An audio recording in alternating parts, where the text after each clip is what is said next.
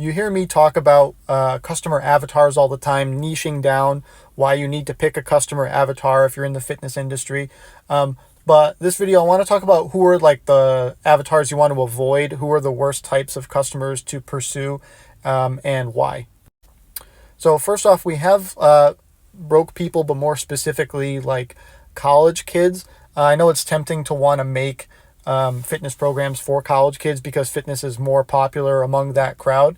But they usually don't have the money. So if you're trying to charge high ticket prices, like, we tell you to do and like we, want our clients to do, it can be tough. You're not going to get a college kid to pay $1,000 for a fitness package. It's just probably not going to happen.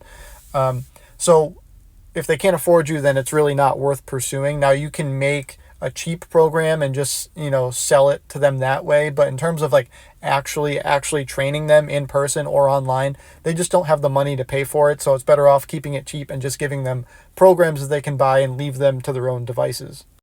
Up next, we have really guys that are like between, 25 and 35, usually that range, kind of like, 20s and 30s. Anyway, they can be a little tough to go after because a lot of those guys like to do things their own way and do it themselves. You know what I'm talking about, right? So in terms of marketing to them, you have to really, really provide a crap ton of value to them in order for them to be interested. They'd rather just do it themselves. They'd rather research on how to do things. Even for what we do, right? Marketing to people in that age range who are men, it's tougher because they want to run their ads themselves. They want to do it their way. They're less inclined to have some sort of leeway or to give up some sort of control.